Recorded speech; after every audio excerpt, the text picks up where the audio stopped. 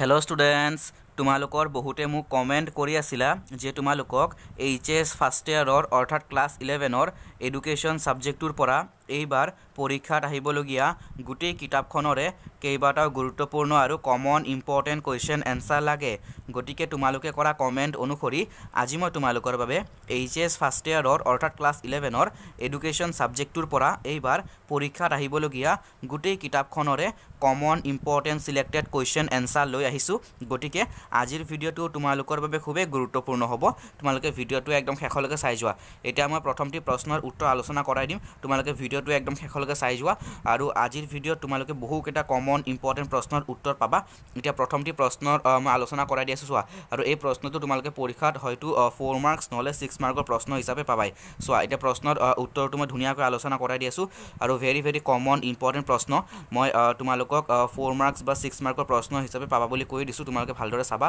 আৰু বৈশিষ্ট্যখিনি ভালদৰে চাবা ঠিক আছে বৈশিষ্ট্যসমূহ তোমালোকে পৰীক্ষাত পাবাই প্ৰশ্নৰ মই আলোচনা কৰাই দিছো কৈশোৰ কাল কাক বোলে চোৱা কৈশোৰ কাল কাক বোলে আৰু মানে এই কালৰ বৈশিষ্ট্যসমূহ উল্লেখ কৰা কৈশোৰ কাল কাক বোলে এই কালৰ মানে বৈশিষ্ট্যসমূহ বা বিশেষত্বসমূহ বা লক্ষণসমূহ তোমালোকে প্ৰশ্ন মানে পৰীক্ষা 2-3 ধৰণে পাব পাৰা এনসাৰ একে হ'ব ঠিক আছে কনফিউজ নহবা এনসাৰ একে হ'ব মই ধুনীয়াকৈ একদম শেষলৈকে গোটেই প্ৰশ্নৰ উত্তৰ বুজাই যাম তোমালোকে পৰীক্ষাত কিছুমান প্ৰশ্নৰ উত্তৰ ধুনীয়াকৈ বনাই লিখিব পাৰিবা গতিকে একদম শেষলৈকে ভিডিওটো চাই যোৱা তোমালোকে আৰু তোমালোকৰ কমেন্ট অনুসৰি মই ইতিমধ্যে তোমালোকৰ কাৰণে ইকোনমিক্স সাবজেক্টৰ ওপৰতে ভিডিও বনাইছো ঠিক আছে ইকোনমিক্স আৰু এনভায়ৰনমেন্টাল এডুকেশ্যন আৰু তাৰ উপৰিও পলিটিক্যাল সায়েন্সৰ ওপৰতে ভিডিও বনাইছো মানে ক্লাছ 11ৰ এইচএস ফাৰ্ষ্ট ইয়াৰৰ ক্লাছ 11ৰ ইকোনমিক্স এনভায়ৰনমেন্টাল এডুকেশ্যন আৰু পলিটিক্যাল সায়েন্সৰ ওপৰতে ভিডিও বনাইছো যত মই common important selected question answer প্ৰদান কৰিছো তোমালোকে যিসকলে সেই ভিডিওবোৰ চোৱা নাই তোমালোকে চিন্তা কৰিবলগীয়া অলপো বিষয় নাই আজি মই এইটো ভিডিওৰ ডেসক্ৰিপচনত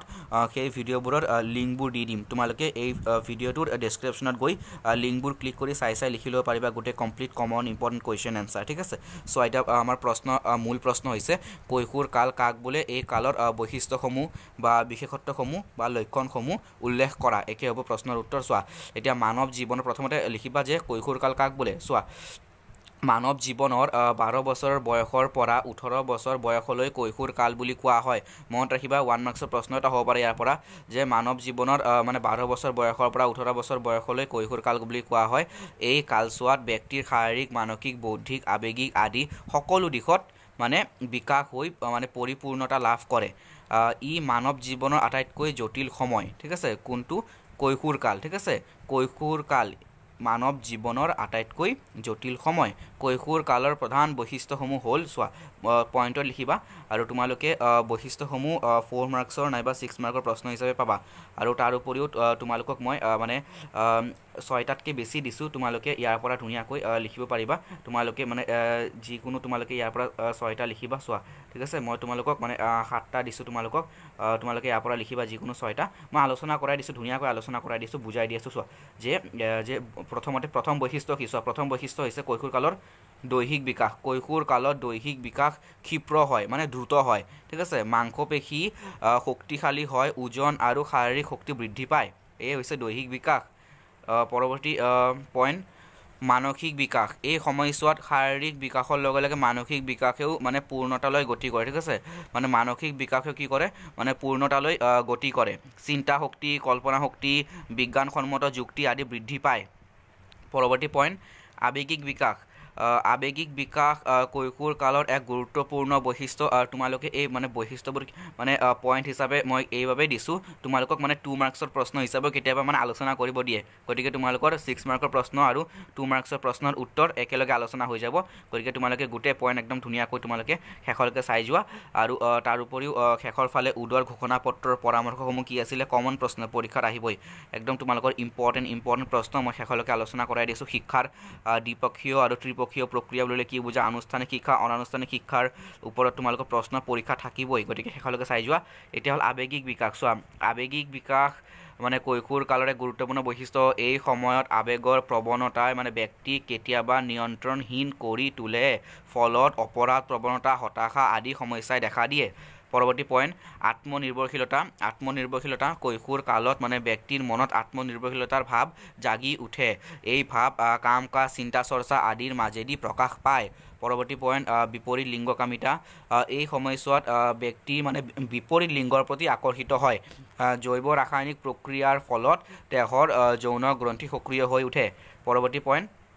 বীৰ পূজা প্ৰৱণতা তোমালোকক এই মানে বীৰ পূজা প্ৰৱণতা এই পইণ্টটো তোমালোকৰ দুবাৰ আহিছিলে পৰীক্ষা ঠিক আছে ভেৰি ভেৰি ইম্পৰ্টেণ্ট মই তোমালোকক ইউনিট টেষ্টতো আলোচনা কৰাই দিছিলোঁ তোমালোকৰ যিসকলে মোক কমেণ্ট কৰি আছিলা ইউনিট টেষ্টতো আলোচনা কৰাই দিছিলোঁ তোমালোকে মানে বীৰ পূজা প্ৰৱণতাৰ ওপৰত প্ৰশ্ন পাবা মই তোমালোকক কৈছোঁ তোমালোকে বীৰ পূজা প্ৰৱণতা হিচাপে আৰু তাৰ উপৰি তোমালোকে সমকামিতা হিচাপে এটা প্ৰশ্ন আছে এইটো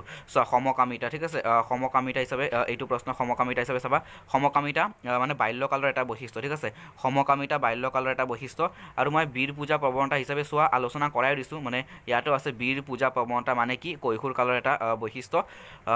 ইয়াৰ উপৰিও তোমালোকে পইণ্টতো পাইছা যিহেতু মানে কৈশোৰ কালৰে বৈশিষ্ট্য হয় মই দুই ধৰণে আলোচনা কৰাই দিছোঁ যিহেতু ইম্পৰ্টেণ্ট প্ৰশ্ন চোৱা বীৰ পূজা প্ৰৱণতা এই কালচোৱাত ল'ৰা ছোৱালীয়ে কোনো ব্যক্তিক আদৰ্শ হিচাপে মানে কি কৰে আদৰ্শ হিচাপে লৈ মানে তেওঁক বা সেই ব্যক্তিক মনে মনে শ্ৰদ্ধা কৰিবলৈ লোৱাৰ লগতে তেওঁৰ কাম কাজ বা আদৰ্শ অনুকৰণ কৰিবলৈ লয় এয়ে হৈছে বীৰ পূজা প্ৰৱণতা পৰৱৰ্তী পইণ্ট সামাজিক সচেতনতা কৈশোৰ কালচোৱাত ব্যক্তিৰ সমাজ সচেতনতা বৃদ্ধি পায় সামাজিক সমস্যাসমূহ সমাধানৰ ক্ষেত্ৰত মানে আগ্ৰহ দেখুৱাই সামাজিক কাম কাজৰ লগত জড়িত হৈ পৰে পৰৱৰ্তী পইণ্ট আমাৰ গোটেইকেইটা পইণ্ট আলোচনা হৈ গ'ল এতিয়া হ'ল বীৰ পূজা প্ৰৱণতা মানে কি বীৰ পূজা প্ৰৱণতা মানে কি 2 মাৰ্কছৰ প্ৰশ্ন চোৱা কৈশোৰ কালত নিজৰ ভাল লগা কোনো নায়ক নায়িকা বা বীৰ বীৰংগনাক নিজৰ আদৰ্শ হিচাপে মানি লৈ আৰু তেওঁলোকৰ ভাৱ চিন্তা ক্ৰিয়া আদি অনুকৰণ কৰি নিজৰ জীৱনটো তেওঁলোকৰ দৰে কৰিব বিচাৰে ইয়াকে বীৰ পূজা প্ৰৱণতা বোলে ইম্পৰ্টেণ্ট প্ৰশ্ন এতিয়া আমি পৰৱৰ্তী প্ৰশ্নলৈ যাম পৰৱৰ্তী প্ৰশ্ন হৈছে সমকামিতা ইতিমধ্যে মই কৈ দিছোঁ সমকামিতা বাল্যকালৰ এটা প্ৰধান বৈশিষ্ট্য তাৰপিছত বাল্যকালত মানে বাল্যকালত দুটা বৈশিষ্ট্য মনত ৰাখিবা যদি পৰীক্ষাত তোমালোকৰ ইতিমধ্যে ইউনিট টেষ্টত তোমালোকৰ আহিছিলে যে মানে বাল্যকালত দুটা বৈশিষ্ট্য লিখা তোমালোকে তেতিয়া লিখিবা বাল্যকালৰ দুটা বৈশিষ্ট্য হৈছে বহিৰ্মুখিতা আৰু সমকামিতা ঠিক আছে বহিৰ্মুখিতা আৰু সমকামিতা মনত ৰাখিবা বাল্যকালৰ দুটা প্ৰধান বৈশিষ্ট্য বাল্যকালত ল'ৰাই ল'ৰাৰ প্ৰতি আৰু ছোৱালীয়ে ছোৱালীৰ প্ৰতি আকৰ্ষিত হৈ খেলা ধূলাৰ মাজেৰে বন্ধুত্বপূৰ্ণ সম্পৰ্ক গঢ়ি তোলে ইয়াকে সমকামিতা বোলে পৰৱৰ্তী প্ৰশ্ন আমাৰ NCERT ঠিক আছে NCERT গঠন কৰা তিনিটা প্ৰধান উদ্দেশ্য তোমালোকে দুটা মনত ৰাখিবা যিটো 2 মাৰ্কছৰ প্ৰশ্ন হিচাপে আহে তোমালোকে চোৱা আৰু 1 মাৰ্কছৰ প্ৰশ্ন এটা মই কৈ দিওঁ তোমালোকৰ পুৰণি কুৱেশ্যন পেপাৰত আহিছিলে NCERT ঠিক আছে NCERT কিমান চনত গঠন কৰা হৈছিলে মনত ৰাখিবা 1961 চনত ঠিক আছে 1961 চনত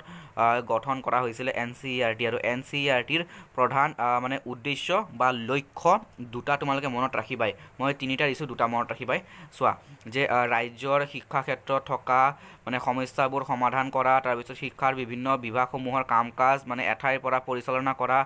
শৈক্ষিক উন্নয়নৰ লগত জড়িত কাম কাজ নিয়ন্ত্ৰণ আৰু প্ৰশাসনৰ ব্যৱস্থা কৰা ভেৰি ভেৰি ইম্পৰ্টেণ্ট পৰৱৰ্তী প্ৰশ্ন হৈছে মেৰু মজ্জাৰ 4টা প্ৰধান কাৰ্যৰ বিষয়ে চমুকৈ লিখা তোমালোকে 4 মাৰ্কছৰ হিচাপে নহ'লে 2 মাৰ্কছৰ প্ৰশ্ন হিচাপে এইটো পাবাই মেৰু মজ্জাৰ ওপৰত ঠিক আছে মেৰু মজ্জাৰ ওপৰত তোমালোকে প্ৰশ্ন পাবা চোৱা মই আলোচনা কৰাই দি আছোঁ প্ৰশ্নৰ উত্তৰটো ধুনীয়াকৈ আলোচনা কৰাই দি আছোঁ চোৱা কনফিউজ নহ'বা একদম সহজ প্ৰশ্ন মেৰু মজ্জা চোৱা মেৰু মজ্জাৰ ওপৰত আকৌ কৈ দিছোঁ কমন প্ৰশ্ন তোমালোকৰ ইউনিট টেষ্টতো আহিছিলে আৰু পুৰণি কুৱেশ্যন পেপাৰত আহিছিলে 2017 চনতো আহিছিলে মেৰু মজ্জাৰ 4টা প্ৰধান কাৰ্য হ'ল চোৱা আৰু মেৰু মজ্জাৰ 4টা প্ৰধান যদি তোমালোকৰ মানে কাৰ্য বা তোমালোকৰ যদি দুটা বৈশিষ্ট্য লিখিব দিয়ে পৰীক্ষা তোমালোকে ইয়াৰ পৰা যিকোনো মানে 4টাৰ পৰা যিকোনো দুটা তোমালোকে পইণ্ট লিখি দিব পাৰিবা নম্বৰ পাবা ঠিক আছে ইয়াৰ পৰা লিখি দিলেও হৈ যাব গতিকে একদম ধুনীয়াকৈ চাই যোৱা মই আলোচনা কৰাই দি আছোঁ চোৱা মেৰু মজ্জা প্ৰতিবৰ্ত ক্ৰিয়াৰ নিয়ন্ত্ৰণ কেন্দ্ৰ ঠিক আছে 1 মাৰ্কছৰ প্ৰশ্ন হিচাপে আহিলে এই লাইনটো লিখি দিবা যে মেৰু মজ্জা হৈছে প্ৰতিবৰ্ত ক্ৰিয়াৰ নিয়ন্ত্ৰণ কেন্দ্ৰ অৰ্থাৎ প্ৰতিবৰ্ত ক্ৰিয়াৰ নিয়ন্ত্ৰক এতিয়া গোটেই পইণ্টটো মই আলোচনা কৰাই দি আছোঁ মেৰু মজ্জা প্ৰতিবৰ্ত ক্ৰিয়াৰ নিয়ন্ত্ৰণ কেন্দ্ৰ মেৰু মজ্জা প্ৰতিবৰ্ত ক্ৰিয়াৰ নিয়ন্ত্ৰণ কেন্দ্ৰ অৰ্থাৎ প্ৰতিবৰ্ত ক্ৰিয়াৰ নিয়ন্ত্ৰক বাহ্যিক জগতৰ মানে উদ্দীপকে ইন্দ্ৰিয়ৰ সহায়ত আমাৰ শৰীৰত যি উদ্দীপনা বা উত্তেজনা সৃষ্টি কৰে তাৰ ফলত এক স্বতঃস্ফূৰ্ত মানে প্ৰতিক্ৰিয়াৰ সৃষ্টি হয় তাকে প্ৰতিবৰ্ত ক্ৰিয়া বুলি কোৱা হয় এনে ক্ৰিয়াত আমাৰ ইচ্ছাই কাম কৰিবলৈ সুযোগ নাপায় সংবেদন স্নায়ুৱে বাহিৰৰ জগতৰ পৰা মানে সংবাদ মেৰুমজ্জালৈ কঢ়িয়াই আনে আৰু শক্তিবাহী স্নায়ুৰ সহায়ত মেৰুমজ্জাই যথাযথ সঁহাৰি জনাই শাৰীৰিক ক্ৰিয়া সম্পাদন কৰে। আমি উদাহৰণস্বৰূপে হাঁচি মৰা, হামিওৱা আদি বা হিটকি অহা আদি প্ৰতিৱৰ্তক ক্ৰিয়াৰ উদাহৰণ আমি দিব পাৰোঁ। পৰৱৰ্তী পইণ্ট, খোজ কঢ়া, সাঁতোৰা, চাইকেল চলোৱা আদি ঐচ্ছিক ক্ৰিয়াৰ অনুশীলনীৰ ফলত অভ্যাসত পৰিণত হয়। তেনে অভ্যস্ত ক্ৰিয়াৰ কেন্দ্ৰস্থল হ'ল মেৰুমজ্জা। পৰৱৰ্তী পইণ্ট গ, মেৰুমজ্জাক পৰিবহণ পথ বুলি কোৱা হয় কাৰণ মেৰুমজ্জাৰ মাজেদি অসংখ্য অন্তৰ্বাহী স্নায়ু মস্তিষ্কৰ বিভিন্ন সংবেদন কেন্দ্ৰলৈ পৰিবাহিত হৈছে আৰু মস্তিষ্কৰ পৰাও অসংখ্য অন্তৰ্বাহী স্নায়ু মেৰুমজ্জাৰ মাজেৰে শৰীৰৰ বিভিন্ন পেশী আৰু গ্ৰন্থিসমূহত বিয়পি পৰিছে। পৰৱৰ্তী পইণ্ট ঘ, মেৰুমজ্জাক মস্তিষ্ক আৰু দেহৰ বিভিন্ন অংশৰ সংগম স্থল বুলিও কোৱা হয়। 4টা পইণ্ট তোমালোকে ভালদৰে চাবা, একদম ভেৰি ভেৰি ইম্পৰ্টেণ্ট কমন প্ৰশ্ন। এতিয়া পৰৱৰ্তী প্ৰশ্ন চোৱা। পৰৱৰ্তী প্ৰশ্ন হৈছে উডৰ ঘোষণাপত্ৰৰ মূল পৰামৰ্শসমূহ কি আছিলে? তোমালোকৰ লং কুৱেশ্যন তোমালোকে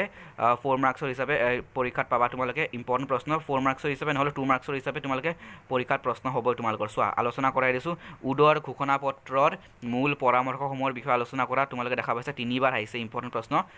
ইষ্ট ইণ্ডিয়া কোম্পানীৰ পৰিচালনা সমিতিৰ অধ্যক্ষ চাৰ্লছ উডে 1858 চনত, মনত ৰাখিবা চনটো 1858 চনত ইংলেণ্ডৰ পাৰ্লিয়ামেণ্টৰ ওপৰত ভাৰতৰ শিক্ষা সম্পৰ্কে এখন প্ৰতিবেদন দাখিল কৰে। তাত প্ৰাথমিক শিক্ষাৰ সম্পৰ্কে তেওঁ কেইটামান গুৰুত্বপূৰ্ণ পৰামৰ্শ আগবঢ়ায়, সেইবোৰ তলত উল্লেখ কৰা হ'ল। এই পৰামৰ্শসমূহ চোৱা। ক, প্ৰাচ্য-পাশ্চাত্যৰ বিবাদ সম্পৰ্কত উডে প্ৰাচ্যৰ মত সহানুভূতিৰে বিবেচনা কৰে। তাৰপিছত খ, চৰকাৰে দেশৰ শিক্ষাৰ দায়িত্ব গ্ৰহণ কৰাৰ প্ৰয়োজনীয়তা তেওঁ গভীৰভাৱে অনুভৱ কৰে। গ, সংস্কৃত, তাৰপিছত আৰবী, তাৰপিছত পাৰ্চী আদি পুৰণি ভাষাসমূহ শিক্ষানুষ্ঠানত নিয়মিত অধ্যয়নত অনুমোদন কৰা হয়। তাৰপিছত ঘ, সমগ্ৰ শিক্ষা ব্যৱস্থাৰ মাজত সমন্বয় ৰক্ষাৰ বাবে 3টা পৰ্যায়কৰণৰ পৰামৰ্শ দিয়া হয় আৰু পূৰ্বৰ অৱহেলিত পুৰণি দেশীয় প্ৰাথমিক স্কুলবোৰকো তৃতীয় পৰ্যায়ত অন্তৰ্ভুক্ত কৰা হয়। এইবোৰ আছিলে তেওঁৰ পৰামৰ্শ, ঠিক আছে। উডৰ ঘোষণাপত্ৰৰ মূল পৰামৰ্শ আছিলে। পৰৱৰ্তী প্ৰশ্ন চোৱা। পৰৱৰ্তী প্ৰশ্ন হৈছে শিক্ষাৰ দ্বিপক্ষীয় আৰু ত্ৰিপক্ষীয় প্ৰক্ৰিয়া বুলিলে কি বুজা? চোৱা, ইয়াৰ পৰা কিন্তু 1 মাৰ্কছৰ প্ৰশ্ন হিচাপেও তোমালোকৰ পৰীক্ষাত আহিব পাৰে প্ৰশ্ন। মই আলোচনা কৰাই দিছোঁ। চোৱা, একদম শেষলৈকে চাই যোৱা যে শিক্ষাক এক দ্বিপক্ষীয় প্ৰক্ৰিয়া বুলি ছাৰ জন আডামছে কৈছে। 1 মাৰ্কছৰ প্ৰশ্ন হিচাপে মনত ৰাখিবা। তেখেতৰ ইভলিউশ্যন অফ এডুকেশ্যনেল থিয়ৰী নামৰ পুথিখনত উল্লেখ কৰিছে। আৰু তোমালোকে শিক্ষাৰ দ্বিপক্ষীয় আৰু ত্ৰিপক্ষীয় প্ৰক্ৰিয়া তোমালোকে 4 মাৰ্কছৰ হিচাপে প্ৰশ্ন পাবা, নাইবা তোমালোকে হয়তো 2 মাৰ্কছৰ প্ৰশ্ন হিচাপে বেলেগকৈ প্ৰশ্ন আহিব পাৰে যে শিক্ষাৰ দ্বিপক্ষীয় প্ৰক্ৰিয়া বুলিলে কি বুজা আলোচনা কৰা, বা শিক্ষাৰ ত্ৰিপক্ষীয় প্ৰক্ৰিয়া বুলিলে কি বুজা আলোচনা কৰা। এই ধৰণে মই আলোচনা কৰাই দিছোঁ, বুজাই দি আছোঁ। চোৱা, ধুনীয়াকৈ বুজাই দি আছোঁ। চোৱা, যে শিক্ষাক এক দ্বিপক্ষীয় প্ৰক্ৰিয়া বুলি ছাৰ জন আডামছে তেখেতৰ ইভলিউশ্যন অফ এডুকেশ্যনেল থিয়ৰী নামৰ পুথিখনত উল্লেখ কৰিছে, ঠিক আছে, উল্লেখিত কৰিছে। ইয়াৰ দুটা পক্ষ হৈছে শিক্ষক আৰু শিক্ষাৰ্থী। মনত ৰাখিবা, শিক্ষাৰ দ্বিপক্ষীয় প্ৰক্ৰিয়াত দুটা পক্ষ হৈছে শিক্ষক আৰু শিক্ষাৰ্থী। শিক্ষকৰ ব্যক্তিত্বই শিক্ষাৰ্থীৰ ব্যক্তিত্বৰ বিকাশত প্ৰভাৱ পেলায়। মনত ৰাখিবা, শিক্ষকৰ ব্যক্তিত্বই শিক্ষাৰ্থীৰ ব্যক্তিত্বৰ বিকাশত প্ৰভাৱ পেলাব পাৰে। তাৰপিছত শিক্ষকৰ অবিহনে যিদৰে শিক্ষা উদ্দেশ্যহীন, ঠিক সেইদৰে শিক্ষাৰ্থী অবিহনে শিক্ষকৰ কৰ্তব্য মূল্যহীন। এইটো আছিলে শিক্ষাৰ দ্বিপক্ষীয় প্ৰক্ৰিয়া। এতিয়া পৰৱৰ্তী দফাত আলোচনা কৰাই দিছোঁ। নেক্সট পেৰাগ্ৰাফ চোৱা। জন ডিউয়ে শিক্ষাক ত্ৰিপক্ষীয় পদ্ধতি হিচাপে অভিহিত কৰিছে। মনত ৰাখিবা, জন ডিউয়ে, ঠিক আছে, জন ডিউয়ে শিক্ষাক ত্ৰিপক্ষীয় পদ্ধতি বা ত্ৰিপক্ষীয় প্ৰক্ৰিয়া হিচাপে অভিহিত কৰিছে। শিক্ষক আৰু শিক্ষাৰ্থীৰ বাহিৰেও সামাজিক পৰিৱেশে শিক্ষা ফলপ্ৰসূ কৰি তোলে। মনত ৰাখিবা, জন ডিউয়ে শিক্ষাক কি কৈছে ত্ৰিপক্ষীয় পদ্ধতি বা প্ৰক্ৰিয়া বুলি অভিহিত কৰিছে। আৰু শিক্ষক আৰু শিক্ষাৰ্থীৰ বাহিৰেও সামাজিক পৰিৱেশে শিক্ষা ফলপ্ৰসূ কৰি তোলে। একোখন সমাজে শিক্ষাৰ উদ্দেশ্য আৰু শিক্ষণ পদ্ধতি নিৰ্ধাৰণ কৰে। শিক্ষাই মানে শিক্ষাৰ্থীক সমাজমুখী কৰি গঢ়ি তুলিব লাগে শিক্ষাৰ ত্ৰিপক্ষীয় প্ৰক্ৰিয়াত ছাত্ৰ হ'ল মানে ক্ৰিয়াৰ ভূমিকা গ্ৰহণকাৰী শিক্ষক হ'ল ক্ৰিয়া পৰিচালনাকাৰী আৰু সামাজিক পৰিৱেশ হ'ল তাৰ গতি নিৰ্ধাৰণকাৰী মনত ৰাখিবা ইম্পৰ্টেণ্ট প্ৰশ্ন তোমালোকৰ খুব ইম্পৰ্টেণ্ট প্ৰশ্ন শিক্ষাৰ দ্বিপক্ষীয় আৰু ত্ৰিপক্ষীয় প্ৰক্ৰিয়া ঠিক আছে পৰৱৰ্তী প্ৰশ্ন হৈছে আনুষ্ঠানিক আৰু অনানুষ্ঠানিক শিক্ষাৰ মাজত থকা পাৰ্থক্য আলোচনা কৰা ঠিক আছে তোমালোকে যিহেতু মানে 2 মাৰ্কছৰ প্ৰশ্ন হিচাপে পাবা মই দুটা পইণ্ট দিছোঁ আৰু তোমালোকে মানে আনুষ্ঠানিক শিক্ষা আৰু অনানুষ্ঠানিক শিক্ষা কাক বুলি আহিলে তোমালোকে ইয়াৰ পৰা ধুনীয়াকৈ লিখিব পাৰিবা মই ধুনীয়াকৈ বুজাই দি আছোঁ চোৱা যে আনুষ্ঠানিক শিক্ষা আৰু অনানুষ্ঠানিক শিক্ষাৰ ওপৰত প্ৰশ্ন তোমালোকৰ পৰীক্ষাত হ'বই গতিকে তোমালোকে ভালদৰে চাবা মই আলোচনা কৰাই দি আছোঁ যে আনুষ্ঠানিক শিক্ষা মানে পূৰ্ব পৰিকল্পিত ঠিক আছে কিন্তু অনানুষ্ঠানিক শিক্ষা মানে পূৰ্ব পৰিকল্পিত নহয় ঠিক আছে যে আনুষ্ঠানিক শিক্ষা পূৰ্ব পৰিকল্পিত কিন্তু অনানুষ্ঠানিক শিক্ষা মানে স্বতঃস্ফূৰ্ত পৰৱৰ্তী পইণ্ট আনুষ্ঠানিক শিক্ষাৰ নিৰ্ধাৰিত পাঠ্যক্ৰম থাকে কিন্তু অনানুষ্ঠানিক শিক্ষাৰ নিৰ্ধাৰিত পাঠ্যক্ৰম নাথাকে ইয়াৰ উপৰিও আনুষ্ঠানিক শিক্ষা আনুষ্ঠানিক শিক্ষা মানে বিদ্যালয় মহাবিদ্যালয় বিশ্ববিদ্যালয়ত প্ৰদান কৰা হয় মনত ৰাখিবা আনুষ্ঠানিক শিক্ষা বিদ্যালয় মহাবিদ্যালয় তাৰপিছত বিশ্ববিদ্যালয় অৰ্থাৎ স্কুল কলেজ আৰু ইউনিভাৰ্চিটিত প্ৰদান কৰা হয় আনুষ্ঠানিক শিক্ষা কিন্তু অনানুষ্ঠানিক শিক্ষা প্ৰদান কৰা হয় মানে জীৱনৰ বিভিন্ন অভিজ্ঞতাৰ ক্ষেত্ৰত আমি অনানুষ্ঠানিক শিক্ষা লাভ কৰিব পাৰোঁ ঠিক আছে অনানুষ্ঠানিক শিক্ষা জীৱনৰ বিভিন্ন অভিজ্ঞতাৰ পৰা মানে লাভ কৰা হয় তাৰ উপৰিও আনুষ্ঠানিক শিক্ষাৰ শেষত প্ৰমাণপত্ৰ চাৰ্টিফিকেট আদি প্ৰদান কৰা হয় কিন্তু অনানুষ্ঠানিক শিক্ষাত প্ৰমাণপত্ৰ বা চাৰ্টিফিকেট আদি প্ৰদান কৰা নহয় গতিকে এইবোৰ আছিলে মূল পাৰ্থক্য তোমালোকে ইয়াৰ পৰা ধুনীয়াকৈ প্ৰশ্ন হিচাপে আহিলেও লিখিব পাৰিবা এতিয়া গোটেই দৰকাৰী প্ৰশ্ন আলোচনা কৰাই দিলোঁ তোমালোকৰ ক্লাছ 11ৰ এইচএছ ফাৰ্ষ্ট ইয়াৰৰ ক্লাছ 11ৰ এডুকেশ্যন ছাবজেক্টটোৰ পৰা এইবাৰ পৰীক্ষাত আহিবলগীয়া কেইবাটা গুৰুত্বপূৰ্ণ কমন ইম্পৰ্টেণ্ট প্ৰশ্নৰ উত্তৰ আলোচনা কৰাই দিলোঁ তোমালোকে ভালদৰে চাবা তোমালোকে সকলোৱে ভালদৰে পঢ়ি থাকিবা আৰু তোমালোকে সকলোকে শ্বেয়াৰ কৰি দিবা তোমালোকৰ লগৰবোৰক কলেজৰ ক্লাছমেটবোৰক চিনাকিবোৰক সকলোকে শ্বেয়াৰ কৰি দিবা ঠিক আছে আৰু তোমালোকে ডেছক্ৰিপশ্যনত পলিটিকেল ছায়েন্সৰ ইকনমিক্সৰ তাৰ উপৰিও এনভাইৰমেণ্টেল এডুকেশ্যন এই তিনিটা ছাবজেক্টৰ ভিডিঅ' লিংকবোৰ পাই যাবা ঠিক আছে ইকনমিক্স পলিটিকেল ছায়েন্স আৰু এনভাইৰমেণ্টেল এডুকেশ্যন এই তিনিটা ছাবজেক্টৰ ভিডিঅ'ৰ লিংকবোৰ পাই যাবা তাত মই কমন ইম্পৰ্টেণ্ট প্ৰশ্নৰ উত্তৰ ধুনীয়াকৈ আলোচনা কৰাই দিছোঁ এইবাৰ পৰীক্ষাত আহিবলগীয়া গোটেই কমপ্লিট কমন ইম্পৰ্টেণ্ট প্ৰশ্নৰ উত্তৰ বহুকেইটা গুৰুত্বপূৰ্ণ ইম্পৰ্টেণ্ট কমন ইম্পৰ্টেণ্ট প্ৰশ্নৰ উত্তৰ আছে তোমালোকে ভালদৰে চাবা আৰু এই ভিডিঅ'টো সকলোকে শ্বেয়াৰ কৰি দিবা ঠিক আছে তোমালোকৰ চিনাকিবোৰক লগৰবোৰক কলেজৰ সকলোকে শ্বেয়াৰ কৰি দিবা আৰু সকলোৱে ভালদৰে পঢ়ি থাকিবা আমি পুনৰ লগ পাম এটা নতুন ভিডিঅ'ত গতিকে ভিডিঅ'টো আজি আমি ইয়াতে সামৰিছোঁ ভিডিঅ'টো চোৱাৰ কাৰণে সকলোকে যথেষ্ট ধন্যবাদ তোমালোকে সকলোৱে ভালদৰে পঢ়ি থাকিবা